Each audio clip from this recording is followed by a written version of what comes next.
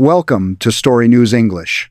Today, we dive into the headline: Trump freezes Canada, the trade shock no one saw coming. What happens when two of the world's closest neighbors suddenly stop talking about trade? Shocking, isn't it? Well, today, that scenario became reality.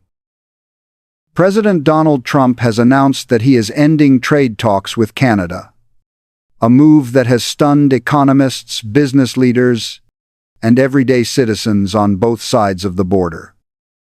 Canada and the United States share the longest undefended border in the world. They trade billions of dollars in goods every single day. From cars and oil to wheat and technology, this economic partnership has been the backbone of North America for decades. So why would Trump make such a bold declaration? What pushed him to say enough is enough? And what does this mean for businesses, workers, and consumers who depend on this trade relationship? As we unpack this breaking story, you'll not only learn the facts, but you'll also gain a deeper understanding of global affairs. So, let's dive in.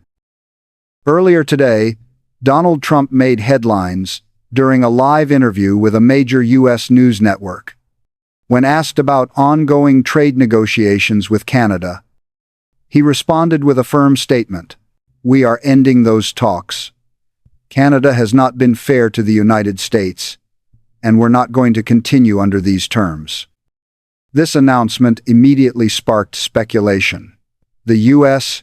and Canada have been engaged in trade discussions aimed at modernizing agreements and resolving disputes over agriculture, energy, and digital services. But Trump claims that Canada was unwilling to make key concessions on dairy imports and energy tariffs. Trade between the two countries is enormous, valued at over $700 billion per year. Ending talks does not mean ending trade immediately, but it signals a major shift in the relationship. Negotiations that were supposed to strengthen ties have now collapsed, leaving uncertainty in their wake. Financial markets reacted instantly. The Canadian dollar dropped 2% against the US dollar, and Canadian stock indexes fell amid fears of economic instability. The reaction was swift and emotional. Canadian Prime Minister expressed deep disappointment, calling Trump's announcement a serious setback for both nations. He emphasized that dialogue, not division, should guide North American trade policy. Meanwhile, Canadian farmers and energy producers voiced alarm. Dairy farmers, in particular, feared that without a new agreement, tariffs could rise, making exports more expensive and less competitive. On the U.S. side, opinions were mixed. Some American manufacturers welcomed the decision, believing that tougher trade stances protect U.S. jobs. Others, especially automakers and technology companies, warned that uncertainty could disrupt supply chains and raise production costs. Social media exploded with hashtags like "Trade Talks Over" and "Canada Negotiations," sparking debates about nationalism, free trade, and global cooperation.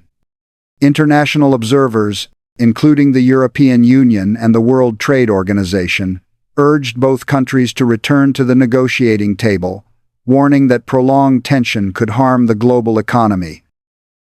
The tension was palpable. If talks fail completely, will tariffs rise?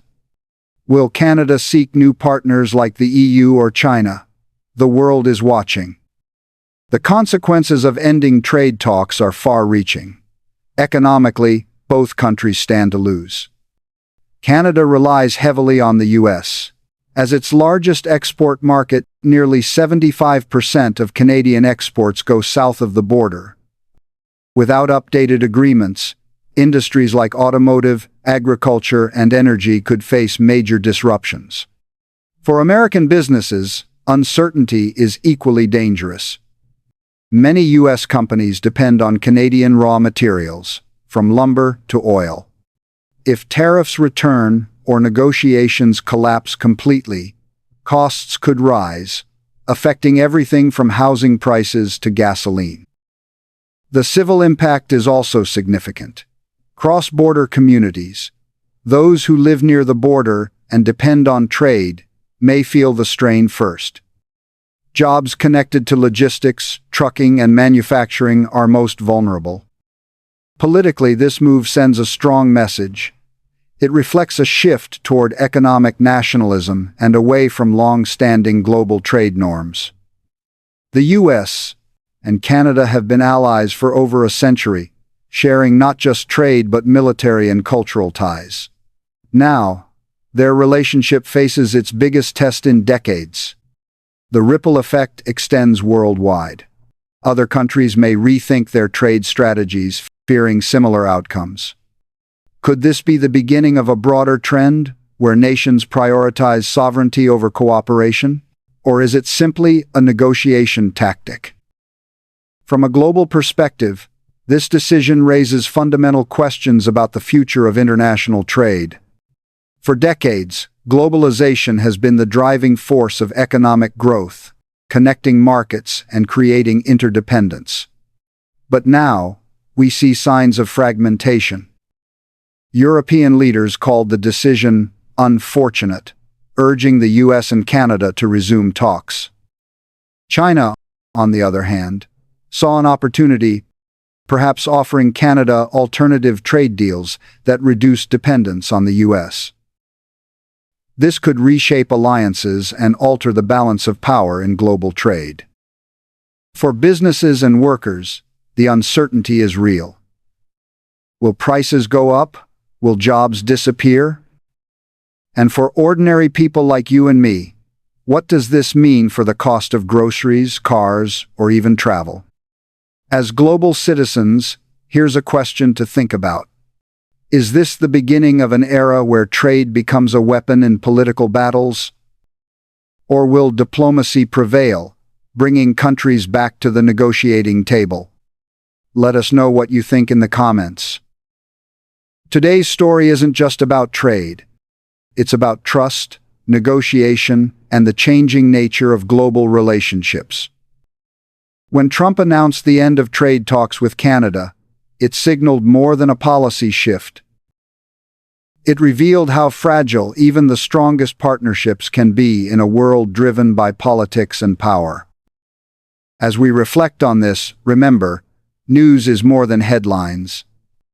It's a lesson about how interconnected our lives are. What happens in Washington or Ottawa can affect your job, your wallet, and your future. Thank you for watching the video.